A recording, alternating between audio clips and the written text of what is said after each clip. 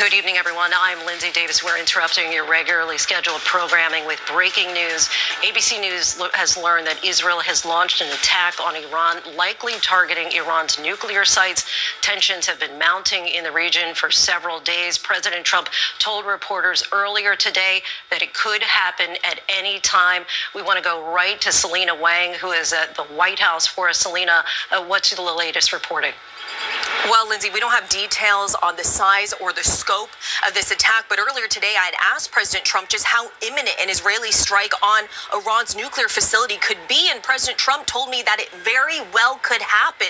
But he also stressed again that Iran cannot have a nuclear weapon and made clear that he would prefer a diplomatic resolution to this. The president also said that last month he had warned Netanyahu not to launch such a strike. The president is concerned that this attack could actually derail ongoing U.S.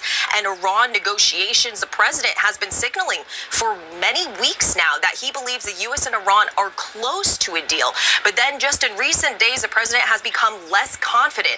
But his envoy, Steve Witkoff, Lindsay, he is planning to travel to Oman for scheduled talks with his Iranian counterparts on Sunday. This is after multiple rounds of talks between the U.S. and Iran. The president today, as of just hours ago, still optimistic that an agreement could be reached. We'll see how this changes things.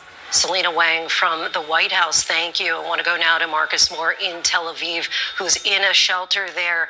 Again, we just talked about these escalations and what it could potentially mean for these peace talks, which we were expecting to happen just days from now. Marcus, what are you learning? Well, Lindsay, I can tell you that the tension has already, as you know, been high across the region. And just moments ago, the air raid sirens went off here in Tel Aviv, and there was an announcement on the loudspeaker here in the hotel where we're staying and working, and it urged everyone, the guests, to get to the shelter on their floor. And so that's where we are right now. Just to show you around just a little bit, you can see they have some supplies in here. There are cots, and guests have also joined in these shelters to try to get to a safe place. Because, Lindsay, the concern has been all along over any potential Israeli strike on Iran that there would be a response. And so following what the Israelis have called a preemptive strike tonight here in the Middle East, in Iran, they soon after that sounded the alarms for anyone really across all of Israel to get to their bomb shelters, anticipating that there would be a response from Iran, and a response, Lindsay, that would be quite swift. And what we have heard from the Iranians is that if any of their locations were hit, whether they're nuclear or not, that they would respond in kind. And so that is why there's been so much concern here tonight. And we are taking a live look at Jerusalem at this moment. Marcus Moore, thank you. I want to bring in former State Department official and ABC News contributor Colonel Steve Ganyard. He joins us now. Steve, obviously, it cannot be overstated here just how widespread these implications are. Indeed, Lindsay. And we want to find out what actually went on here. Apparently, President Trump told Benjamin Netanyahu just recently that the U.S. would not participate. So this seems to be an all-Israeli operation.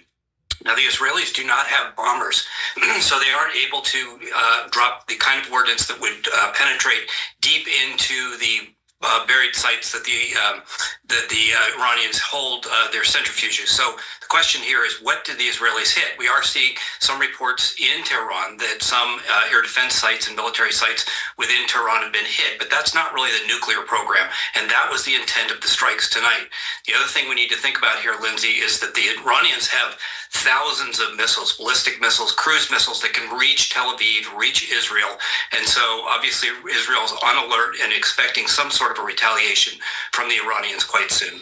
And Steve, just want to stay with you here because we are just hearing from a U.S. official that the United States did not have any involvement. They were not in no way assisting with Israel in this attack. You have to imagine that this was the last thing the United States wanted, certainly not in anyone's best interest. President Trump has been holding out hope that the negotiations that are going on in Oman were supposed to go on Sunday would actually lead to something, but has also been very frustrated. The Israelis see the ability of the Iranians to create a nuclear weapon as an existential threat, and so their ability to tolerate the kind of delays that we've seen out of the Iranians is very different from the U.S. So Benjamin Netanyahu made the decision to do what the Israelis have literally been planning for decades to do, and that is go after those nuclear sites to try to set back the Iranian nuclear program. Steve Garniard, for us, we thank you so much for your time, and we are now going to return you to your regularly scheduled programming. Our coverage continues on ABC News Live and abcnews.com. I'm Lindsay Davis in New York. Have a good night. This has been a special report from ABC News.